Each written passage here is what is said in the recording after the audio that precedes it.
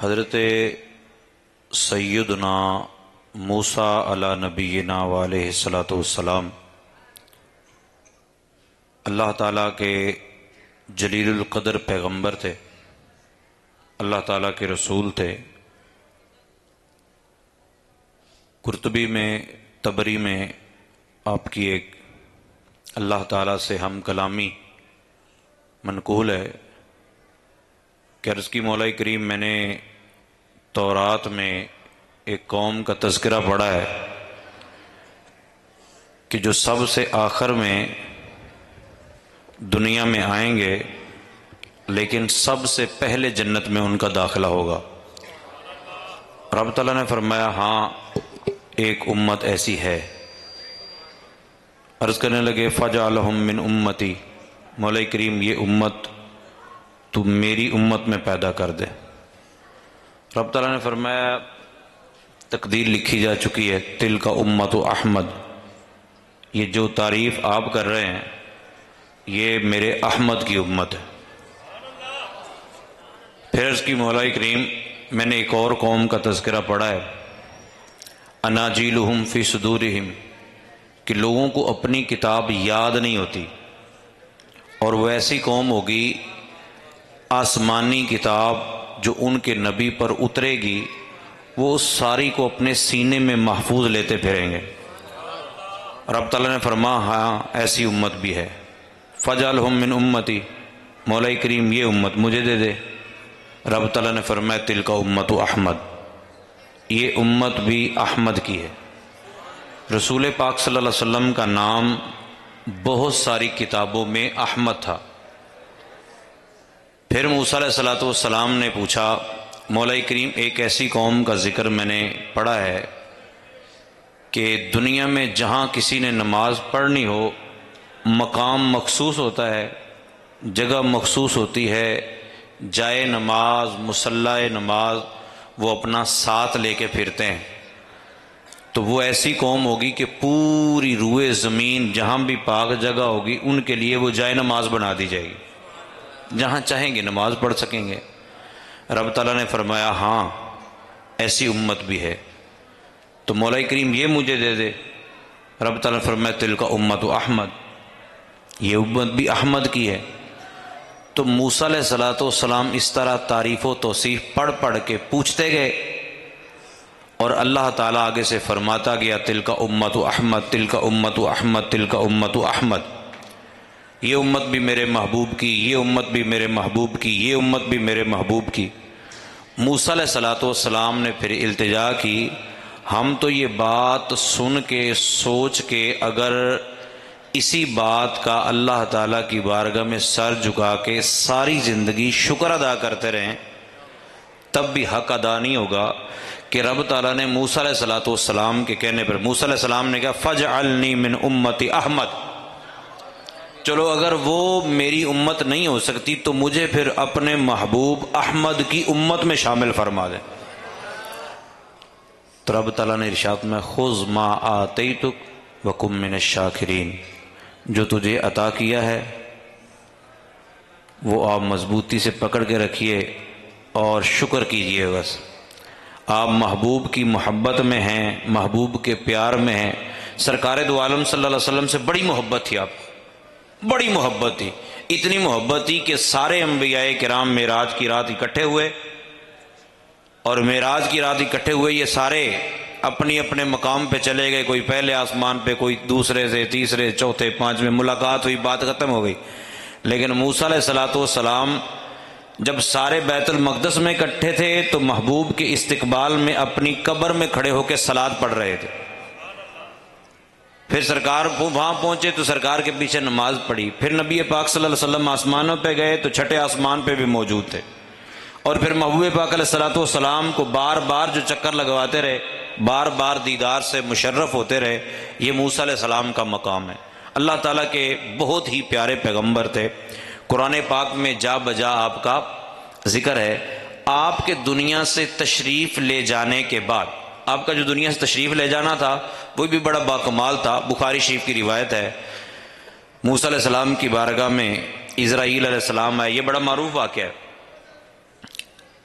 موسیٰ موسیٰ علیہ السلام کو آ کے کہا کہ جی میں آپ کو لینے آیا ہوں، کیونکہ کسی کو لینے بھی آتا ہے نا اسرائیل، تو وہ آ کے پوچھتا نہیں ہے کہ جناب موڈ کیا ہے، ہمارا تو موڈ بڑھنا ہی نہیں ہے، چاہے 150 سال عمر ہو جائے موڈ تو رہتا ہے کہ ابھی رہنا ہے، پوتوں پڑپوتوں کی بھی شادی ہوگی، چلو ان کی بھی آگے بیٹوں کی شادیاں دیکھ لو، ہمارا تو موڈ نہیں بڑھنا۔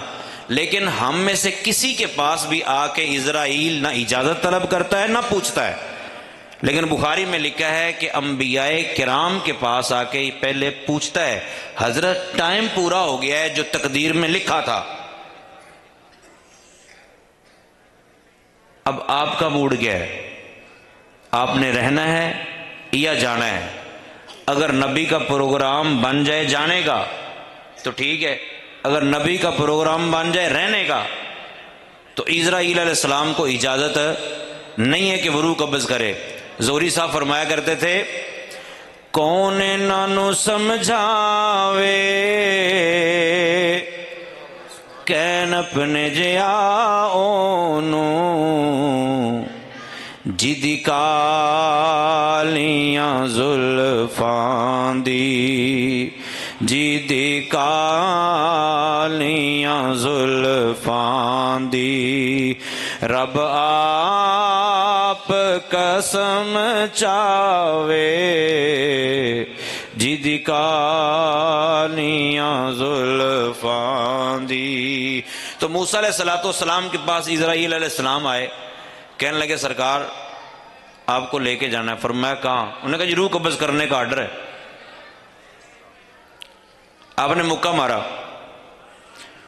مارا، اسرائیل علیہ السلام کی آنکھ نکل گئی۔ کس کی آنکھ نکل گئی؟ حالانکہ اسرائیل علیہ السلام نور ہے۔ یہ مولویوں کو فکر ہے کہ اگر نبی نور ہے تو دانت کیوں شہید ہوئے، خون کیوں نکلا؟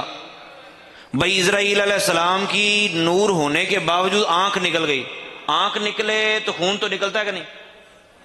آپ نے تجربہ نہیں کرنا، آپ کو تو یقین ہے ویسے ہی۔ اگر کسی مولوی صاحب کو یہ لگتا ہے کہ آنکھ نکلنے سے خون نہیں نکلتا تو وہ تجربہ کر لے اپنی ذمہ داری پہ۔ تو اسرائیل علیہ السلام کی آنکھ بھی نکلی، خون بھی نکلا، وہ پھر بھی نور کے نور ہی رہے ہیں۔ تو نبی پاک صلی اللہ تعالی علیہ وسلم پہ اعتراض کرنے کی کیا ضرورت ہے؟ خیر موسیٰ علیہ السلام کے پاس سے اسرائیل علیہ السلام واپس چلے گئے۔ عرض کی مولا کریم میں یہ بندے کو بھیجے ہی ہوتے، موت چاہتا ہی نہیں۔ تو رب تعالیٰ نے فرمایا تم جا کے موسیٰ سے کہو کہ بیل کے اوپر ہاتھ رکھیں، آپ کے ہاتھ کے نیچے جتنے بال آئیں گے ہر بال کے بدلے 1 سال عمر بڑھا دی جائے گی۔ یہ آپ کو یا مجھ کو حیثیت حاصل ہے؟ کسی مولوی، کسی شیخ الحدیث، کسی توحید پرست کو یہ حیثیت حاصل نہیں ہے۔ یہ اللہ نے صرف اپنے نبیوں کا مقام عطا فرمایا۔ حضرت موسیٰ علیہ السلام نے پوچھا پھر کیا ہوگا؟ انہیں سرکار ہونا ہے ہو جی۔ فرمایا ٹھیک ہے جی، اگر یہ کچھ ہونا ہے تو پھر میں جان واسطے تیار ہاں، بس میری قبر جو ہے نا وہ نیک بندوں کی سائڈ پہ ذرا قریب کر دے۔ یہ اللہ کے نبی حضرت موسیٰ علیہ السلام کہہ رہے ہیں۔ ویسے آپ کو تو یہ سمجھایا گیا نا بھی تمہیں تو کسی قبر دے نیڑے ہونے کی ضرورت ہی نہیں رہے گی۔ تو یہ دین وہ نہیں ہے جو قرآن و سنت میں لکھا ہے۔ قرآن و سنت میں جو لکھا ہوا دین ہے وہ یہ ہے کہ موسیٰ علیہ السلام بھی یہ کہتے ہیں کہ موت تو ٹھیک ہے، آنی ہے سو آنی ہے، لیکن نیک بندوں کے قرب میں ہو تو مزید مزہ ہو جائے۔ موسیٰ علیہ السلام کے دنیا سے چلے جانے کے بعد حضرت یوشع بن نون آپ کے خلیفہ بنے۔ یہ بات یاد رکھیے، یہ بہت بڑا ادارہ، پچھلے سال جب آپ یہاں تشریف فرما تھے تو یہ کیفیت نہیں تھی، اس بار آپ تشریف فرما ہیں تو کیفیت بدلی ہوئی ہے۔ مزید اگلے سال جب آپ آئیں گے تو آپ کو یہاں حالات یکسر بدلے ہوئے نظر آئیں گے انشاءاللہ۔ تو عرض میں اس لیے کر رہا ہوں کہ اللہ تعالیٰ اپنے نبیوں کے ذریعے پھر نبیوں کے امتیوں میں سے کسی نہ کسی کو چن لیتا ہے۔ یوشع بن نون پہلے خلیفہ آپ کے بنے،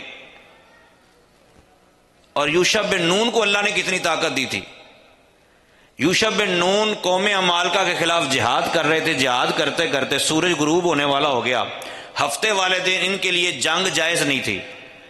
اور فٹ بال کا میچ لگا ہوا نا تو کسی سے گول شول زیادہ ہون تو کہ پھر آخر تے ٹائم ہی ضائع کر دینے، بے ادھر ادھر کمائی رکھو۔ اب وہ لوگ چاہتے تھے کہ ان پر تو ہفتے والے دن جیسے ہی سورج غروب ہوگا تو جنگ حرام ہو جائے گی، اور وہ ہارنے والے تھے۔ انہوں نے کہا کس طرح لیٹ کرو لیٹ کرو لیٹ کرو۔ اب یوشع بن نون نے سوچا اگر سورج غروب ہو گیا تو جنگ تو رک جائے گی، ان کو سنبھلنے کا موقع مل جائے گا۔ تو آپ نے سورج کی طرف دیکھ کے اشارہ کیا، بھئی اتنے ٹھہر،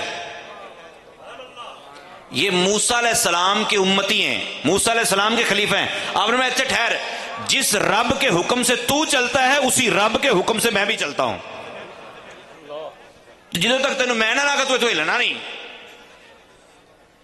اور پھر یہی ہوا، جب تک یوشع بن نون جنگ جیت نہیں گئے نا، سورج اس وقت تک ہلا نہیں۔ بریلی کے تاجدار پتہ ہے کہتے ہیں، خلق سے اولیاء، اولیاء سے رسول، خلق سے اولیاء، اولیاء سے رسول، اور رسولوں سے اعلیٰ ہمارا۔ یہ کمال تو حضرت موسیٰ علیہ السلام کی امتی کا ہے۔ اور جہاں موسیٰ بھی کہتے ہیں مولا مجھے اپنے محبوب کے امت میں کھڑا کر دے، حضرت موسیٰ علیہ السلام کے دوسرے خلیفہ حضرت کالب بن یوحنا، اور پھر تیسرے خلیفہ حضرت ذوالکفل۔ یہ خلیفہ سے مراد صرف خلیفہ نہیں ہے بلکہ اللہ تعالیٰ نے اعلان نبوت سے بھی سرفراز فرمایا، اجازت دی اعلان نبوت کے اظہار کی۔ تو حضرت حزقیل علیہ السلام یہ تیسرے نمبر پہ حضرت موسیٰ علیہ السلام کے بعد امت کی رہبری کے لیے، امت کی ہدایت کے لیے متعین ہوئے۔ آپ نے یہودی انبیاء، یہودی اتنے ذلیل، اتنے بغیرت ہیں، یہ ان کی روش کوئی اب نہیں ہے، آپ تو اب غزہ کو دیکھ کے ہل رہے ہیں نا۔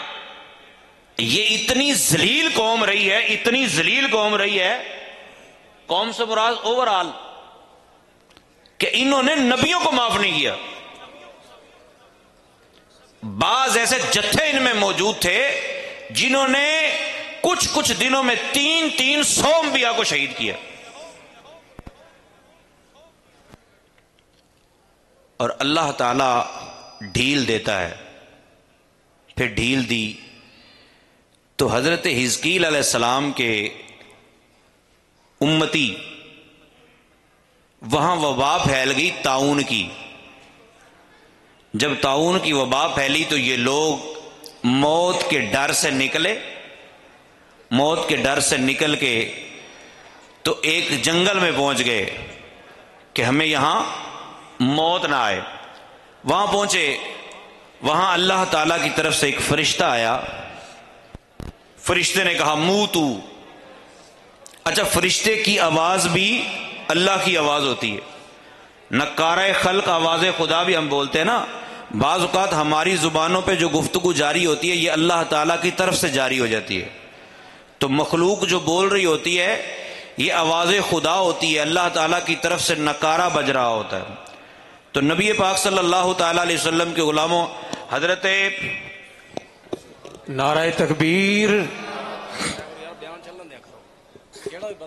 اللہ کی بارگاہ میں التجا کی، اللہ تعالیٰ کی بارگاہ میں گزارش کی۔ رب تعالیٰ نے ڈوبی ہوئی بیڑی کو دوبارہ واپس بھیج دیا، بندے دوبارہ زندہ ہو گئے، حالانکہ وہ 70,000 نہیں تھے، لیکن لوگوں کو ہارٹ اٹیک ہو جاتا ہے، ہائے اسی روڑ گئے، ایڈا بڑا کام کیوں ہو سکتا؟ بھائی کام تو اللہ نے کیا ہے نا،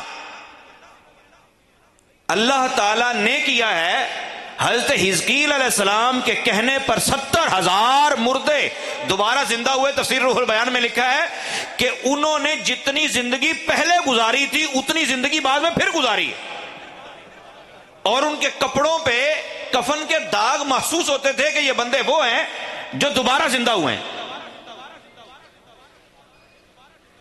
اگر حزقیل علیہ السلام کے کہنے پہ اللہ دوبارہ زندہ کر سکتا ہے تو یہ ایسا قاعدہ قانون تو نہیں ہے کہ جو مر گیا دوبارہ زندہ نہیں ہو سکتا. موسیٰ علیہ السلام کے کہنے پہ اللہ تعالیٰ نے 70 بندے دوبارہ زندہ کیے. ثم بعثناکم من بعد موتکم لعلکم تشکرون. حضرت خضر علیہ السلام کو اللہ تعالیٰ نے طاقت عطا فرمائی. تو اللہ تعالیٰ جو نبی کو طاقت عطا کرتا ہے، نبی کے وسیلے سے امتی کو بھی اسی طرح فیضان عطا کرتا ہے، جو بعض اوقات کرامت کی صورت میں ظاہر ہو جاتا ہے.